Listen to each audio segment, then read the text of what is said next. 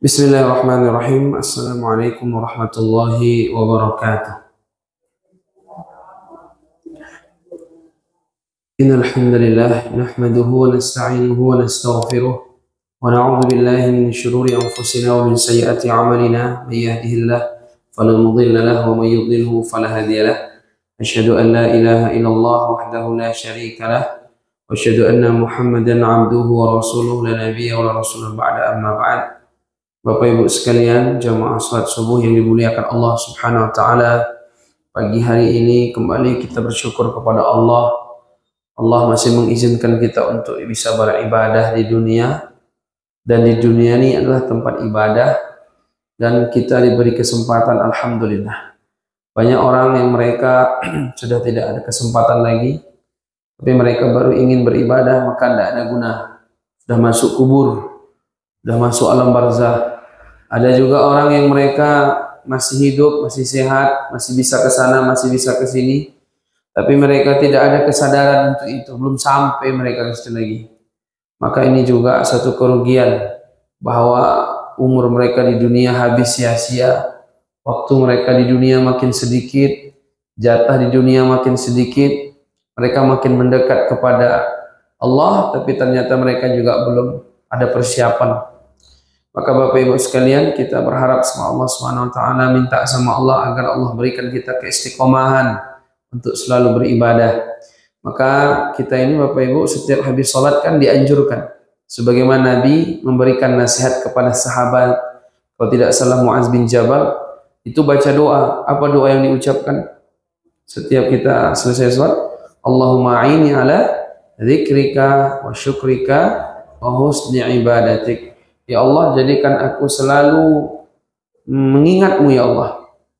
Wa syukrika, selalu bersyukur atas segala nikmat yang kau berikan. Wa husni ibadatik, menjadi hamba sebaik-baik hamba. Jadi minta tiga sama Allah. Selalu ingat Allah, selalu ingat Allah, selalu bersyukur kepada Allah, menjadi hamba Allah yang terbaik, sebaik-baik hamba. Ini tiga ini Bapak Ibu kita lazimi. Setiap waktu habis sholat kita minta sama Allah, dan inilah yang disuruh oleh Rasulullah kepada Muaz bin Jabal. Bapak Ibu sekalian, salat dan salam semoga tercurah kepada Nabi kita Nabi Muhammad SAW. Kita masih melanjutkan tadabbur kisah Qurani kita, yaitu terkait tentang solusi ketika para sahabat, ya, ketika para sahabat radhiyallahu anhum di perang Badar dengan Nabi SAW itu kalah, ya. Ada beberapa penyebab yang kita kemarin sudah kaji, ya. Di antaranya ada dua faktor dalam kisah ini kita mengkaji ada dua faktor eksternal internal, kan begitu Bapak Ibu kemarin, ya. Kemudian di antara faktor internal dalam surat Ali Imran itu Allah berikan gambaran kepada kita bahwa di antara kekalahan yang menyebabkan kalahnya para sahabat di perang Uhud adalah ada beberapa, di antaranya adanya perselisihan di antara mereka, yang kedua karena ada kemaksiatan, kemudian yang ketiga karena bergantung kepada figur, ya kan, bergantung kepada figur. Nah, bergantung kepada figur ini kemarin kita bahas ya Bu, ya, yaitu ketika terdengar bahwa Nabi SAW terbunuh, maka ketika itu melemahlah semangat juang para sahabat. Padahal Nabi tidak terbunuh, kan? Melemah semangat juang mereka.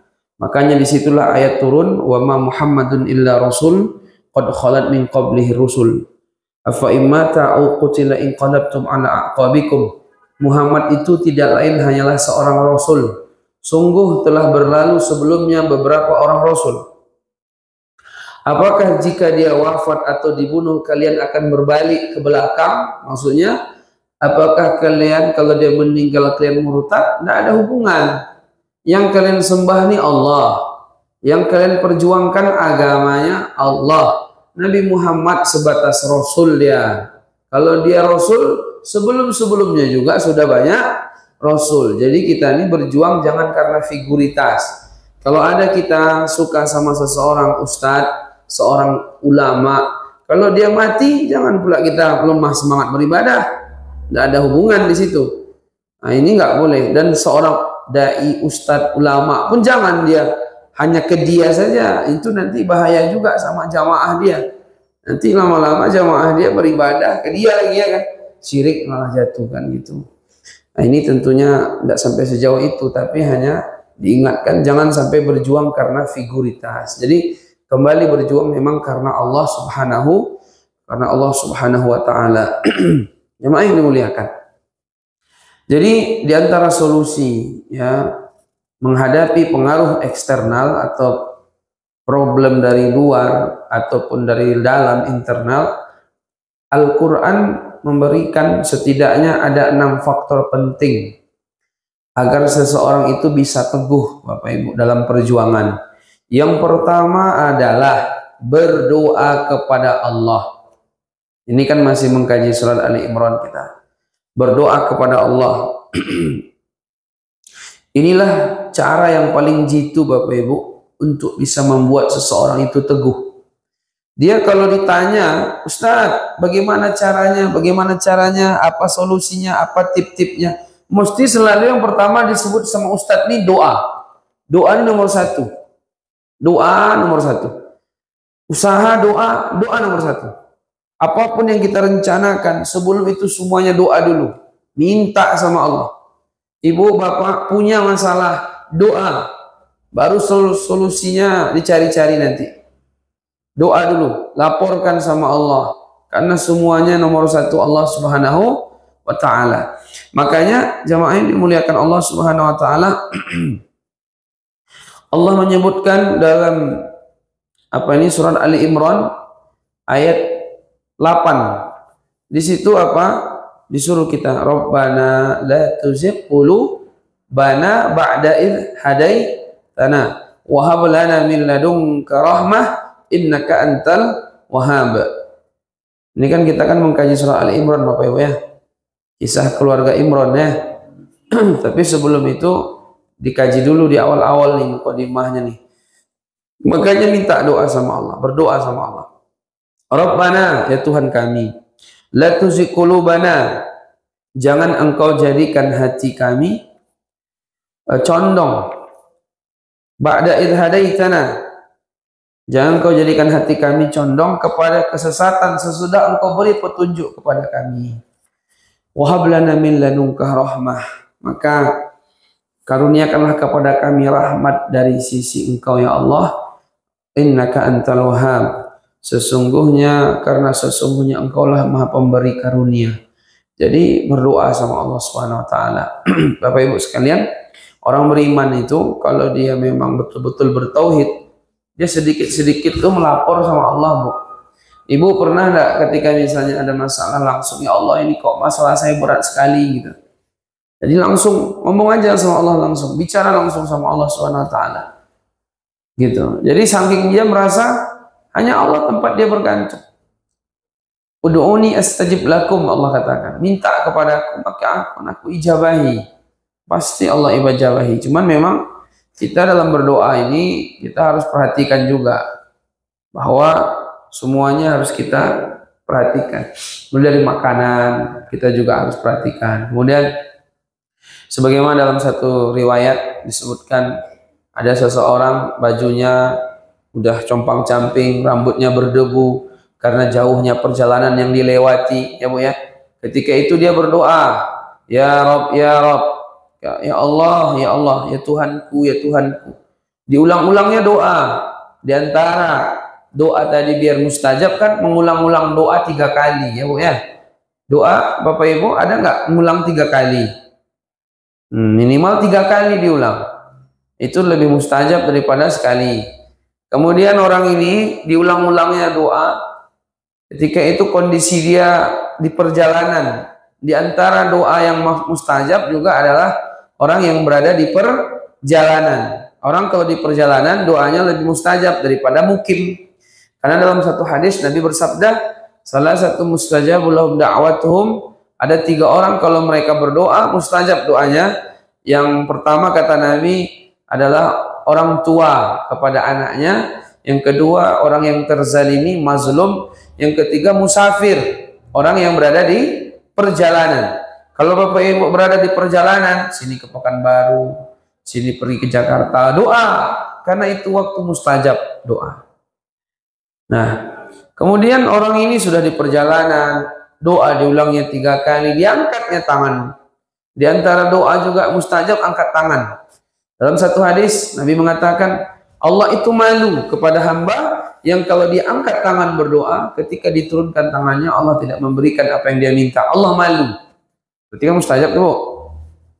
Tapi kata Nabi, dia ketika berdoa, wa mat'amuhu haram, makanannya haram, wa mashrabuhu haram, minumannya haram, wa hudiya bil haram, fa anna yustajabu lahu. Dia dikenyangkan dengan yang haram, maka bagaimana Allah akan kabulkan doanya? Makanya Bapak Ibu, dalam doa-doa kita kan kita juga sering minta begini. Allahumma inni as'aluka ilman nafi'an wa rizqan thayyiban wa amalan mutaqabbala. Ya Allah, aku minta ilmu kepadamu. Ilmu yang bermanfaat. Nah, ini doa ini juga sering dibaca Nabi habis sholat subuh Bapak Ibu. Allahumma nas'aluka ilman nafi'an. Ya Allah, aku minta ilmu. Orang sekarang banyak minta ilmu, ilmunya tidak bermanfaat, membuat dia lalai, jauh dari Allah. Ini tidak bagus, bagus tidak usah belajar, bodoh aja. Karena ilmunya membuat rusak. Karena yang membuat orang baik, membuat orang rusak ilmu juga. Ketika ilmunya ilmu sihir kan merusak itu, Bu. Ya, tidak boleh dipelajari. Ilmu yang bermanfaat, kemudian rizqan thayyiban, rizki yang baik.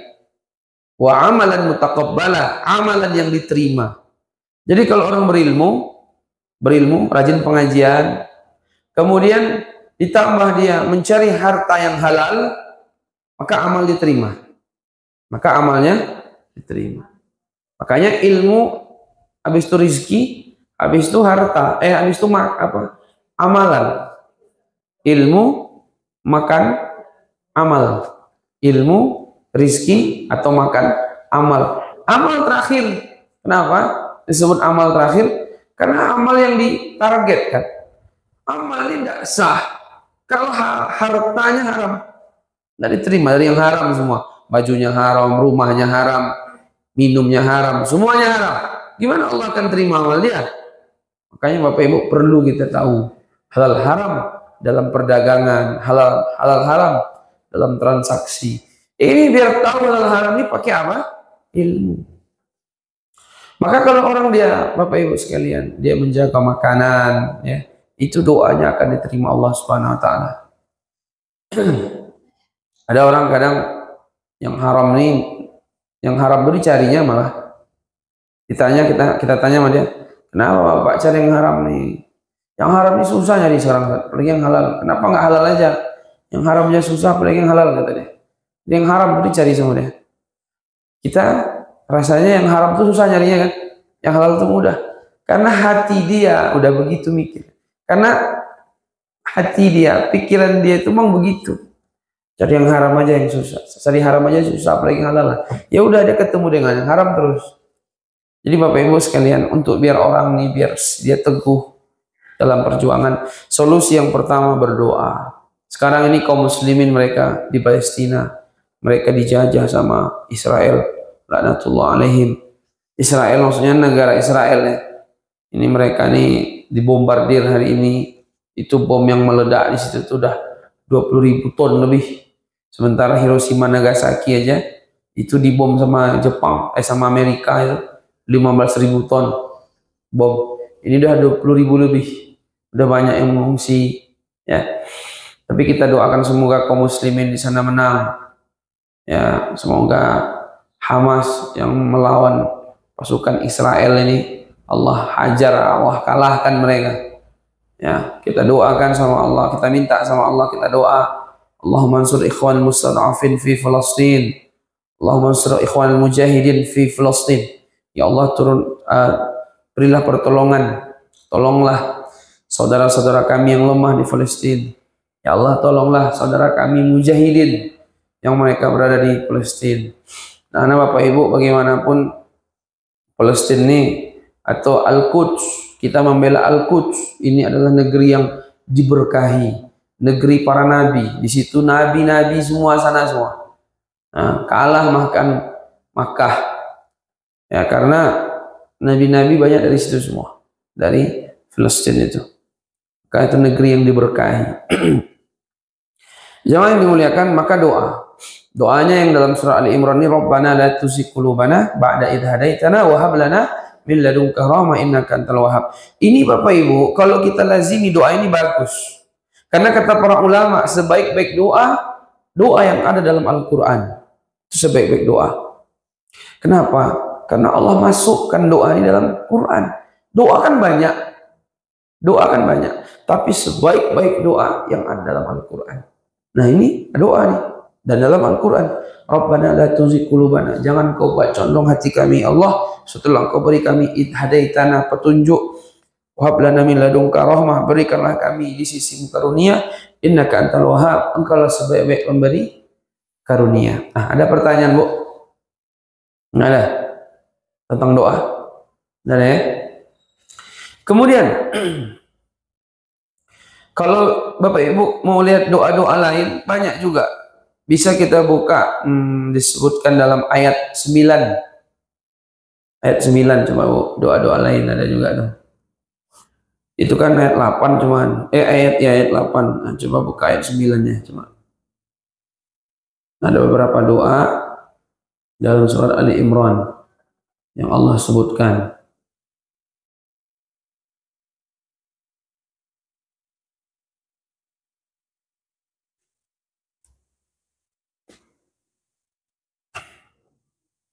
Rabbana innaka jami'un nas liyaumin la raiba fih innallaha la yukhliful mi'ad. Ya Tuhan kami, engkaulah yang mengumpulkan manusia pada hari yang tidak ada keraguan padanya. Sungguh Allah tidak menyalahi janji. Kemudian juga ada ayat 28, Bu.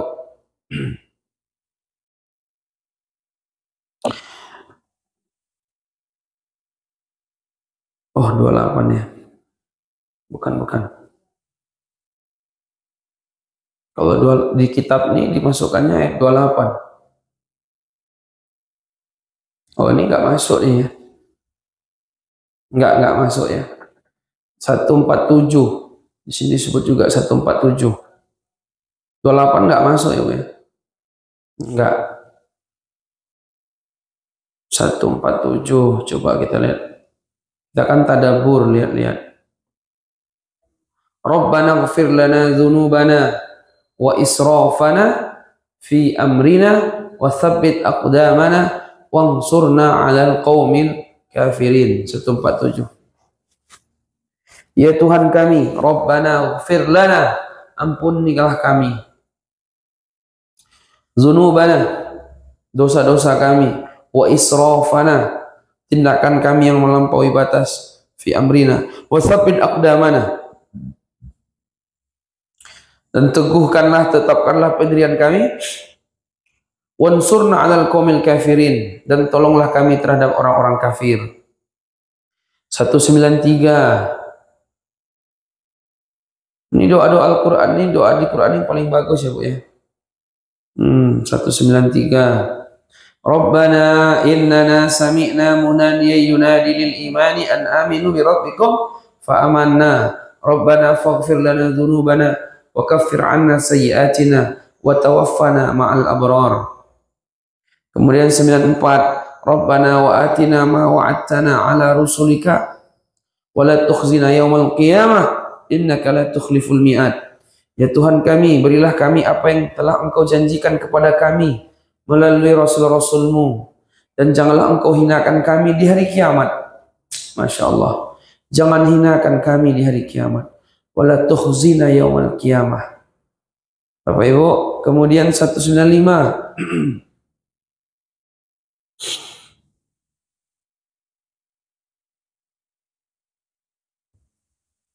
Fastajabna lahum rabbuhum anil yawma.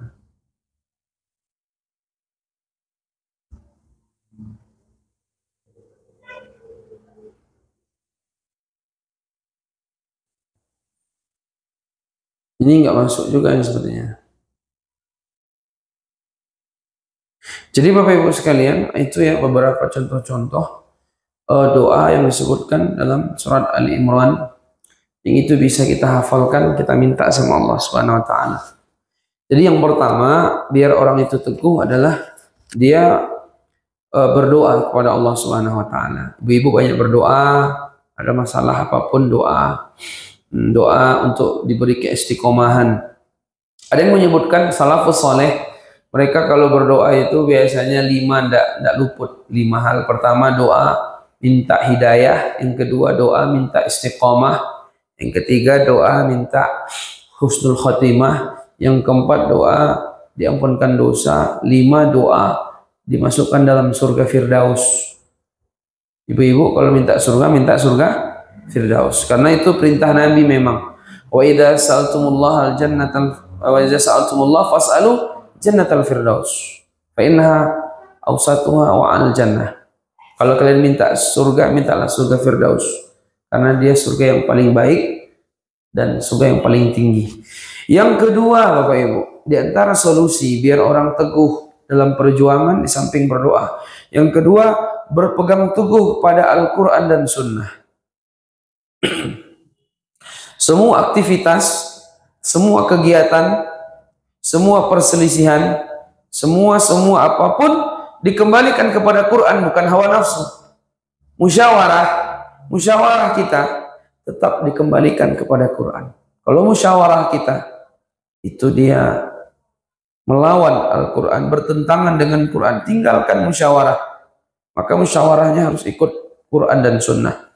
Dalam surah Ali Imran ayat 101 Allah katakan, a'udzubillahi minasyaitonirrajim, wa kaifa takfurun. Bagaimana kalian sampai menjadi kafir? Wa antum tutla alaikum ayatullah wa fikum rasuluh wa man ya'tasim billah faqad hudiya ila siratim mustaqim. Bagaimana kalian sampai menjadi kafir padahal ayat-ayat Allah dibacakan kepada kalian dan Rasulnya pun berada di tengah-tengah kalian, ya kan? Ayat-ayat Allah dibaca, Rasul masih ada di sekitarnya. Wa may ya'tasim billah faqad hudiya ila siratim mustaqim. Barang siapa yang berpegang teguh kepada agama Allah, maka sesungguhnya dia telah diberi petunjuk kepada jalan yang lurus. Jadi Bapak Ibu sekalian, kita harus berpegang teguh dengan Al-Quran dan Sunnah. Dalam satu hadis Nabi mengatakan, taraktu fikum amroini fa in tamassaktum bihima dan tadillu abada kitab Allah sunnat Rasul. Aku tinggalkan 2 pedoman, 2 petunjuk, 2 hal kepada kalian. Kalau kalian berpegang teguh kepada keduanya, maka tidak akan sesat, maka tidak akan patah semangat, yaitu apa? Al-Quran dan Sunnah. Makanya kita harus mengkaji nomor 1 itu Quran, habis itu Sunnah. Quran saja tidak cukup. Ada sebagian orang pakai Quran aja, Sunnah tidak pakai. Ini sesat nih Bu. Ya, dia selalu baca ayat aja, hadis tidak pernah. Tidak bisa, karena hadis itu penjelas. Karena hadis itu penjelas untuk Quran. Ya kan? Misalnya dalam Quran kita baca yang kemarin kita bahas siang tentang wudu misalnya. Ya ayyuhalladzina amanu idza qumtum ilas shalah. Orang-orang beriman, kalau kalian untuk melakukan salat, faghsilu wujuhakum wa aydakum ilal marafiq. Ketika wudu, ketika sholat gimana cara sholat? Di Quran tidak detail. Wudu didetailkan sama Nabi nanti, gitu kan? Nah, jadi Bapak Ibu sekalian yang dimuliakan Allah Subhanahu Wa Taala, hadis penjelas bagi Al-Quran. Jadi sepaket Quran dan Sunnah. Kenapa kita nggak pakai Quran aja? Pakai Sunnah lagi, emang nggak cukup Quran? Dia harus pakai duanya. Itu kedua-duanya itu wahyu. Kedua-duanya wahyu. Nah, maka Bapak Ibu sekalian selalu berpegang teguh kepada Al-Quran dan Sunnah. Apapun persengketaan, gimana menurut Allah, bagaimana menurut Rasul. Makanya dalam Al-Quran surat ayat lain Allah katakan, fa in tanaza'tum fi syai'in farudduhu ila Allahi war Rasul in kuntum tu'minu billahi wal yawmil akhir. Kalau kalian berselisih dalam satu urusan, berselisih kita, nggak bisa. Ini punya saya, yang satu bilang ini punya saya. Yang satu bilang ini bagian ini, yang satu ini bagian ini. Kembalikan ke Allah dulu. Gimana menurut Al-Quran? Gimana menurut As-Sunnah? Kembalikannya. Kalau memang kita beriman kepada Allah dan hari kiamat. Itu yang kedua. Yang ketiga, bertakwa kepada Allah. Bertakwa kepada Allah. Ya ayyuhalladzina amanu, Al-Imran juga ayat 102. Ya ayyuhalladzina amanu taqullah, wahai orang-orang beriman, bertakwalah kepada Allah haqqa tuqatih, dengan sebenar-benar takwa kepadanya. Wala tamutunna illa wa antum muslimun, jangan sampai kalian mati melainkan dalam keadaan beragama Islam. Jangan sampai kalian mati kecuali dalam keadaan beragama Islam. Bapak Ibu sekalian yang dimuliakan Allah Subhanahu wa taala. Jadi dari solusi kekalahan-kekalahan adalah ketika kita bertakwa pada Allah Subhanahu wa taala. Jadi takwa ini betul-betul serius, tidak main-main, haqqa tuqatih. Ketika ditanya kepada Umar bin Khattab, bagaimana takwa? Kata Umar bin Khattab, engkau ketika berjalan di situ banyak duri. Kalau berjalan di situ banyak duri, maka hati-hati enggak Bu kalau berjalan. Kalau enggak ada duri kan kita enteng aja nih, ini kan luas nih. Tempat sholat nih, mantap kan. Sejadah kita nih di musola kita nih kan lapang. Ini kan enggak ada duri. Kalau jalan kita biasa aja kan, santai aja. Enggak ada yang perlu diragukan, enggak ada yang ditakutkan. Tapi kalau ada duri, gimana Bu? Mesti Bu perhatian kan, ada ranjau. Oh ini, hati nih. Nah, satu langkah hati-hati, langkah berikutnya hati-hati juga. Kalau bisa nurunkan kakinya pelan gitu kan. Pas pijak pun pelan-pelan. Udah yakin rasanya aman baru pijak kuat. Habis itu langkah lagi, kiri, kanan, lurus gitu kan. Begitulah takwa itu. Jadi serius. Beriman ini serius. Orang banyak nggak serius. Makanya dia tidak merasakan solusi, tidak mendapatkan solusi. Makanya dalam Al-Quran, wa may yattaqillaha yaj'al lahu makhraja. Siapa yang bertakwa kepada Allah, Allah berikan dia solusi. Maka kalau ditanya apa solusi hidup, bertakwa. Orang kalau makin bertakwa, hidupnya makin lapang. Meskipun masalahnya ya ada-ada aja. Karena masalah itu wajib ya. Masalah itu wajib Bu. Selama orang hidup di dunia ada masalahnya. Ada yang nggak punya masalah ya kan? Apa masalahnya? Ada aja. Udah kaya banyak masalah, miskin banyak masalah. Jadi pejabat banyak masalah, rakyat jelata banyak masalah. Nah, ada yang nggak ada masalah. Semua ada masalah, wajib. Anda kalau hidup di dunia, harus punya masalah. Kalau nggak punya masalah lagi, berarti nggak di dunia, gitu aja. Ya kan? Nah, cuman ketika menghadapi masalah ini, butuh kita kekuatan. Butuh kita cara-cara yang tepat. Cara yang paling tepat takwa. Ketika orang dia kalah dalam medan pertempuran, ketakwaannya ditingkatkan. Makanya Bapak Ibu, Umar bin Khattab itu mengingatkan pasukannya waktu itu. Apa kata dia?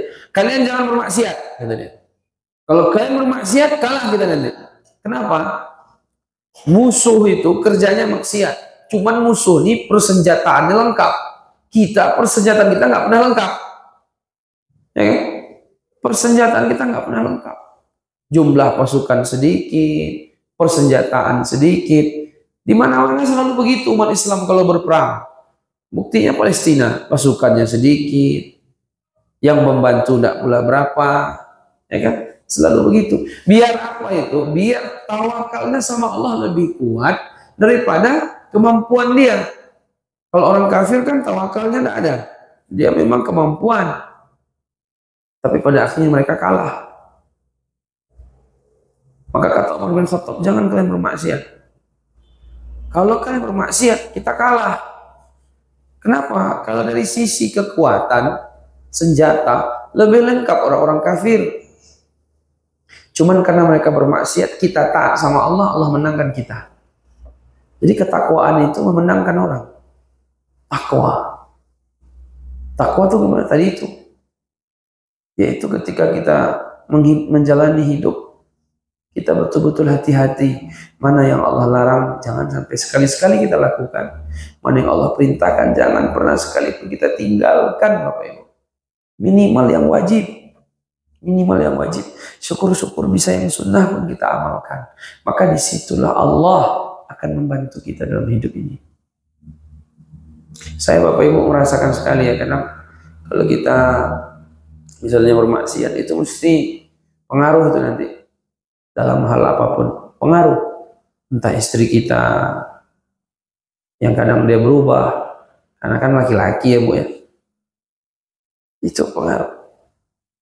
Ketika kita bermaksiat, termasuk mungkin barang-barang sekitar kita pengaruh. Dia rusak, dia ini gitu kan, pengaruh dia. Ketika kemaksiatan itu kita lakukan, dia berpengaruh tuh Bapak Ibu kepada apa yang ada di sekitar kita. Itu begitu, saya baca begitu, dan memang itu pula terjadi. Itu bukti Allah sayang sama kita. Sedikit aja maksiat ditegur langsung. Iya. Kenapa mungkin suami istri nggak pernah baik? Mungkin mereka bermaksiat itu. Bahkan dalam satu hadis, tidaklah berpisah antara dua orang beriman mesti karena satu kemaksiatan dilakukan.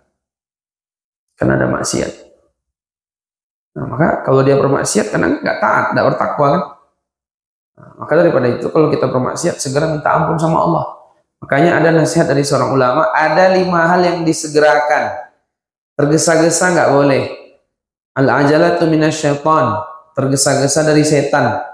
Tapi ada 5 hal yang boleh segera. Boleh, ada 5 hal yang boleh untuk tergesa-gesa. 1, kalau ada tamu segera kasih makan. 2, kalau kita punya anak gadis sudah dapat jodoh segera nikahkan. 3, kalau ada jenazah, ada orang meninggal, mayit segera dikuburkan. 4, kalau kita punya hutang segera dibayarkan. 5, kalau kita bermaksiat segera bertaubat kepada Allah Subhanahu wa taala. Jadi takwa itu yang membuat orang itu nanti akan menang. Pertama doa, kedua berpegang teguh pada Quran Sunnah, 3 bertakwa kepada Allah Subhanahu wa taala. Yang keempat, berpegang kepada agama dan komitmen terhadap jamaah. Jamaah.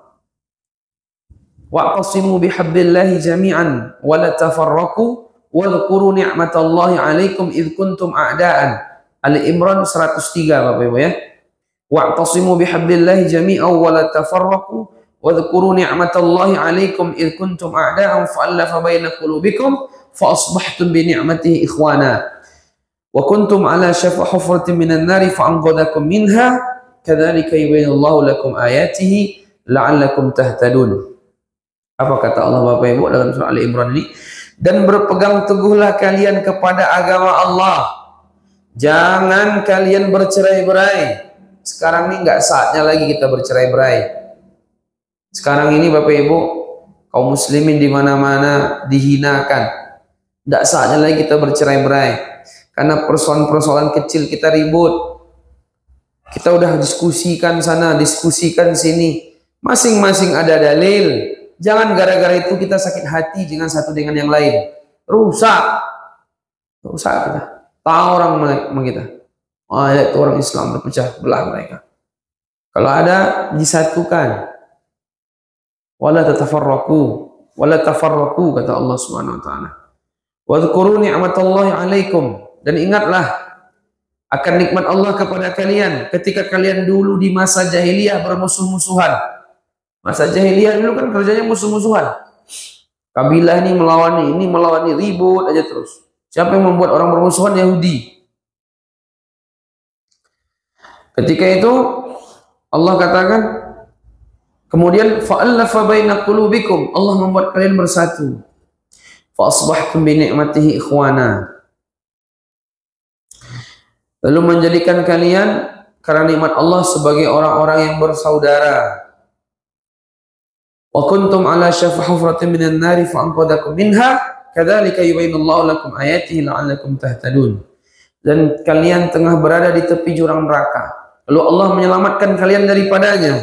Demikianlah Allah menerangkan ayat-ayatnya kepada kalian agar kalian mendapat petunjuk. Jadi yang keempat ini Bapak Ibu, berpegang kepada agama dan komitmen terhadap jamaah. Jadi jamaah kaum muslimin ya. Jadi jangan mudah mencela. Kadang-kadang kita belum tahu kali udah kita cela pula. Sama kayak orang yang sekarang nih, bilangnya kaum muslimin di Palestina itu apa, itu ini, itu segala macam. Dia nggak pernah ke situ loh. ejek-ejeknya pula, ini dosa sama dia ini, tidak tahu apa-apa kok kayak gitu.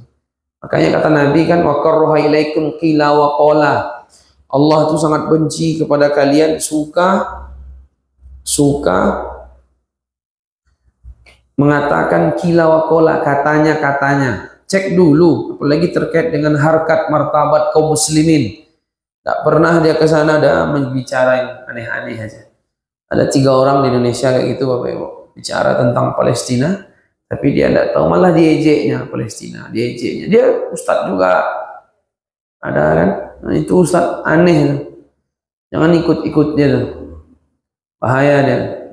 Yang satu lagi ustadz juga, tapi gayanya kayak apa aja kan, nggak boleh diikuti orang begitu.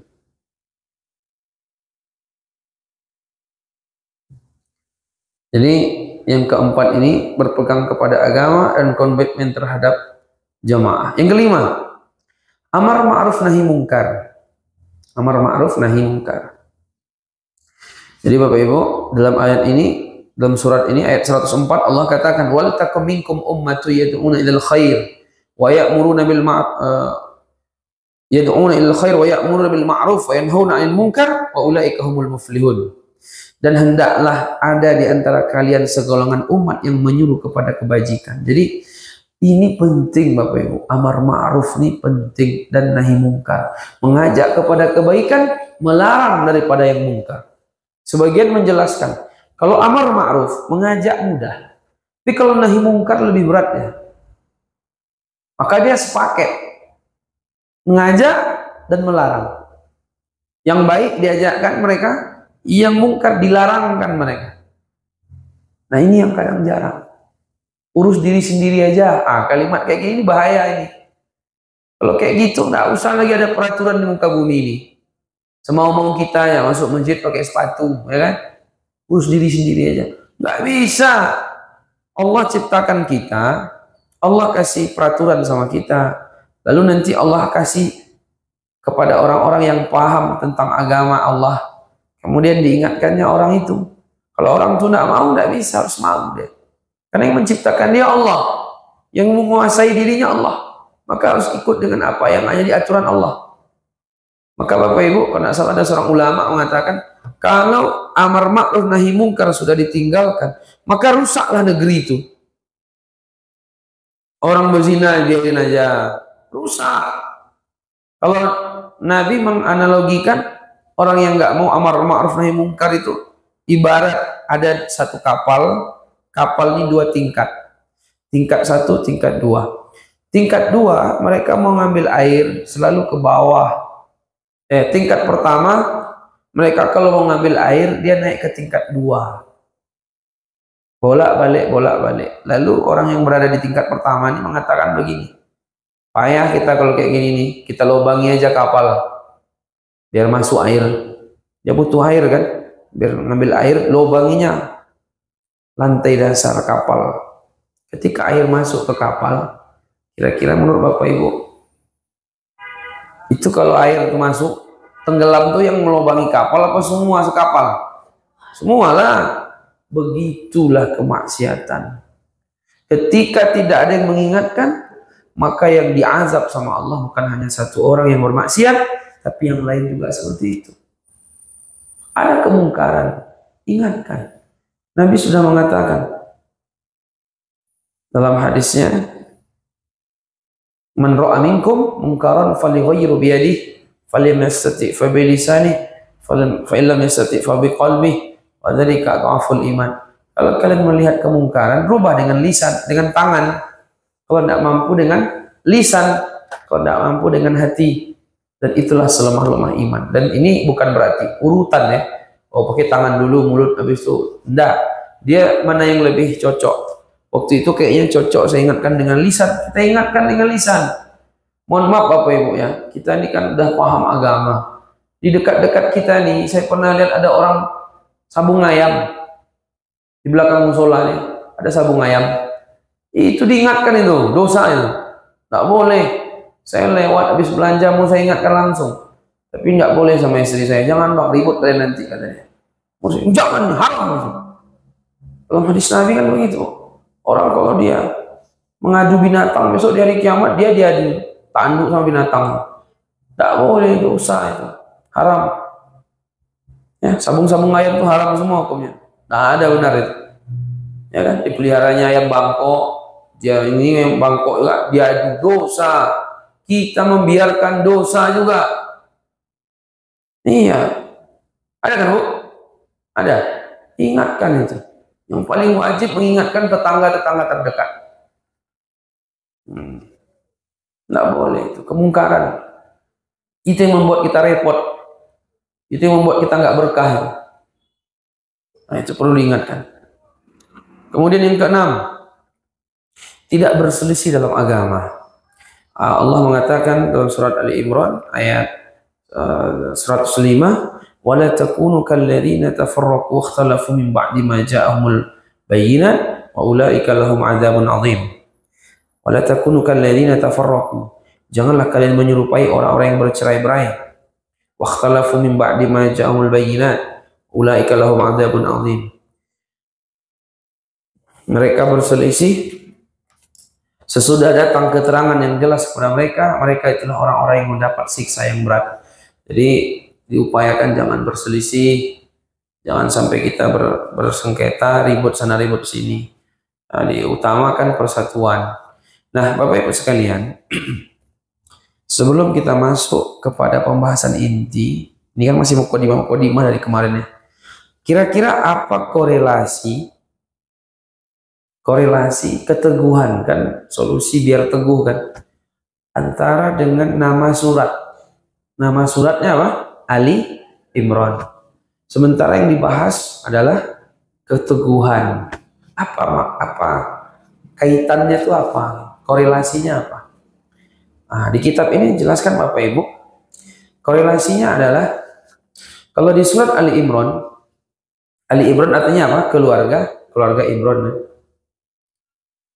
Di surat Ali Imran ini dan Imran sendiri itu kan yang dibicarakan, dibincangkan sama Allah kan dua, istrinya sama anaknya.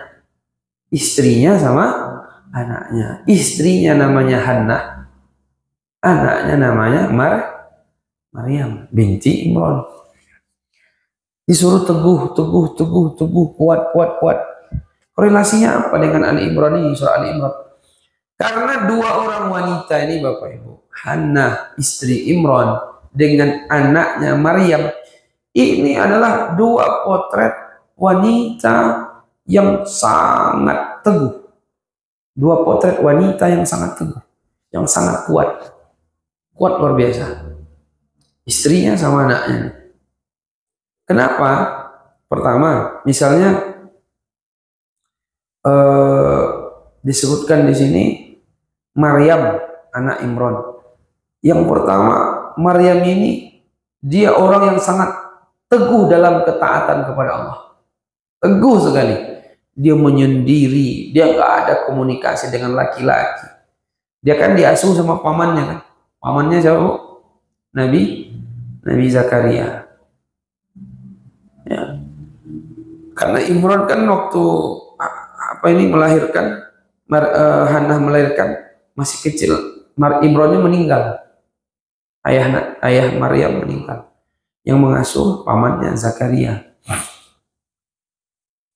Jadi apa yang diambil dari sisi keteguhannya, bahwa Maryam ini orangnya sangat taat sama Allah Subhanahu wa taala, beribadah kepada Allah Subhanahu wa taala. Makanya sampai-sampai dalam hadis Nabi SAW mengatakan, Bapak Ibu, apa kata Nabi SAW? Kamala minar rijal katsirun, laki-laki yang sempurna jumlahnya banyak. Walam yakmul minan nisa illa Maryam bintu Imran.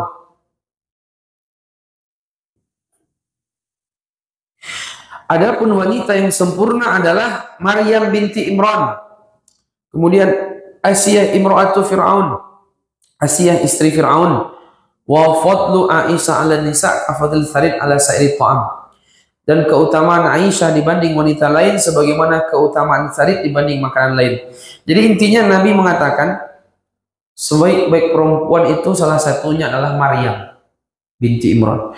Kalau yang lebih jelasnya lagi Bapak Ibu, afdhalun nisa ahlil jannah Khadijah bintu Khuwailid wa Fatimah bintu Muhammad wa Asiyah bintu Muzahim imratu Fir'aun wa Maryam ibnatu Imran. Dalam hadis Imam Ahmad, apa kata Nabi? Sebaik-baik wanita yang paling utama adalah yang sebagai penduduk ahli surga, yaitu Khadijah binti Khuwailid, Fatimah bintu Muhammad.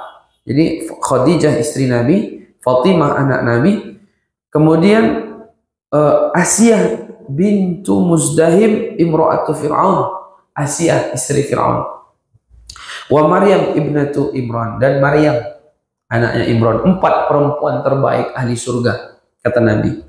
Pertama Khadijah, yang kedua Fatimah, yang ketiga Asiyah, yang keempat Maryam. Nah, sampai juga Bapak Ibu sekalian disebutkan dalam dalam satu surat Allah mengatakan dalam surah At-Tahrim ayat 12, wa Maryam ibnata Imran allati ahsanat farjaha fanafakhna fihi min ruhina wa sadaqat bi kalimati rabbiha wa kutubihi wa kanat minal qanitin. Nah, itu dia. Ingatlah Maryam binti Imran yang memelihara kehormatannya. Jadi teguh sekali dia dalam memelihara kehormatan. Kan tadi kita berbicara tentang keteguhan. Lalu apa korelasi hubungannya dengan surat Ali Imran? Ternyata surat Ali Imran, keluarga Imran, istrinya sama anaknya betul-betul teguh orangnya. Kedua-duanya perempuan, teguh luar biasa. Allah mengatakan, adapun Maryam binti Imran memelihara kehormatan. Ahsanat farjaha fanafakhna fihi min ruhina wa sadaqat bi kalimati rabbiha wa kutubihi wa kanat minal qanitin. Maka kami tiupkan ke dalam rahimnya sebagian dari ruh ciptaan kami, dan dia membenarkan kalimat Rabbnya dan kitab-kitabnya, dan dia adalah termasuk orang-orang yang taat. Jadi Bapak Ibu, kalau kita baca kisah Maryam ini, ya, kisah Maryam ini bagaimana? Dia kan selalu dalam mihrab aja terus beribadah, enggak bosan-bosan dia. Kalau kita kan bosan, dia enggak bosan-bosan. Hebat kan? Tapi kok bisa hamil? Enggak ada ayah, enggak ada suami. Waktu itu kalau kayak saya baca dalam keterangannya dalam beberapa ayat itu kan Bapak Ibu, datanglah malaikat Jibril, utusan Allah malaikat Jibril berjumpa dengan Maryam langsung dengan bentuk laki-laki yang sempurna. Ketika itu apa kata Maryam kepada malaikat Jibril?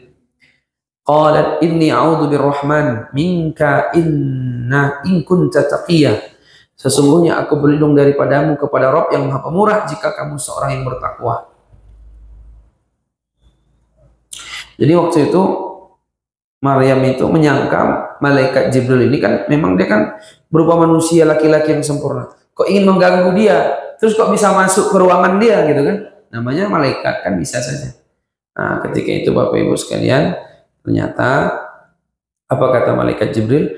Innama ana rasul rabbika li ahabalaki ghulaman zakiyya.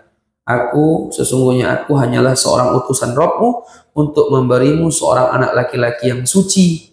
Apa kata Maryam? Anna yakunu li ghulamun wa lam yamsasni bashar wa lam akun baghiyah.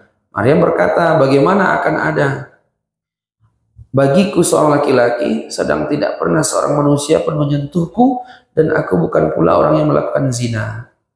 Jadi lalu dikatakan kadzalika qala rabbuki wa alayya hayyin wa linaj'alahu ayatan linnas wa rahmatan minna wa kana amra maqdiyah.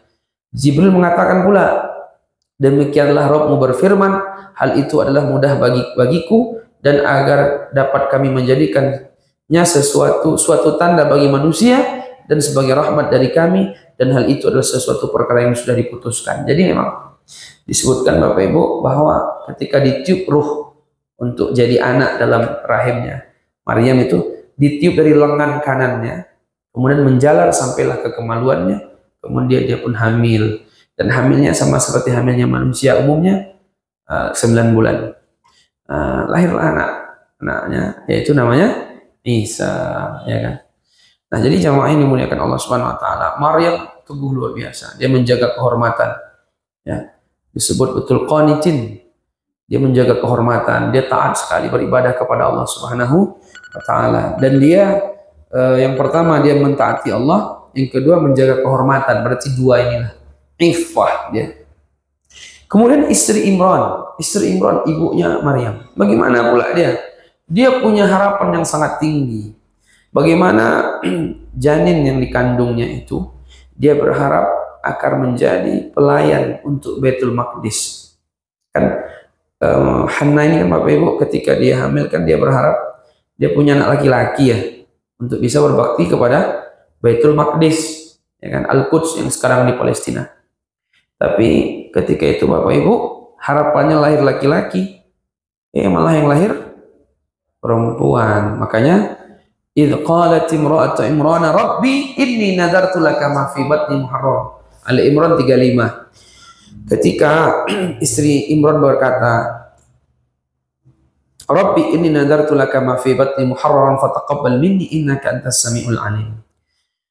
Ya Tuhanku, sesungguhnya aku bernazar kepadamu, apa janin yang ada dalam kandunganku kelak menjadi hamba yang mengabdi kepadamu, maka terimalah nazarku, nazar dariku ya Allah. Fataqabbal minni innaka antas samiul alim. Sungguhnya engkau yang maha mendengar, maha mengetahui. Jadi dia berharap bagaimana anaknya ini nanti bisa berkhidmat kepada Baitul Maqdis. Tapi ternyata Bapak Ibu, falamma wada'atha qala rabbi inni wada'tuha unsa wallahu a'lamu bima wada'at wa laysa dzakaru kal unsa wa inni samaituha Maryam wa inni u'idzuha bika wa dzurriyyataha minasyaitonir rajim.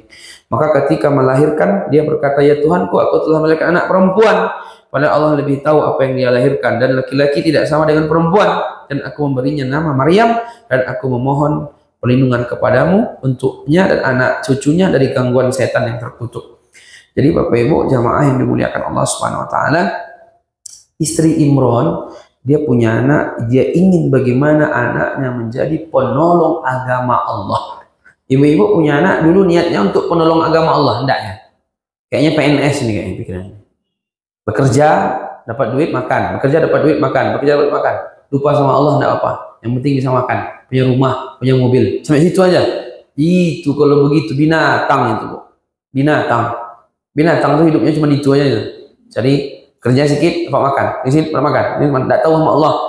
Kalau binatang enggak apa-apa, karena binatang enggak ada yang akalnya. Tapi kalau manusia digituin, turun martabat manusia jadi. Makanya guru saya buat buku, jangan kalah sama monyet. Monyet nggak ada sekolah, monyet nggak ada keahlian khusus, dia nggak ada training ini, training itu, tapi bisa makan.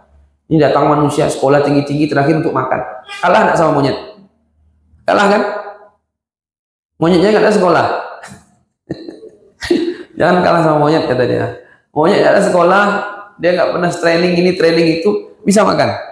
Ini manusia ujung-ujungnya untuk makan, sekolah sana sekolah sini untuk itu, kan kalah sama monyet namanya itu. Nah, itu bukunya tuh, jangan kalah sama monyet. Nggak ada sholat subuh monyet kan, nggak ada. Dia cuma kerjanya, pikirannya kerja, ya kan, makan, ya kan, habis itu kan. Cuman dia nggak tahu duit itu aja.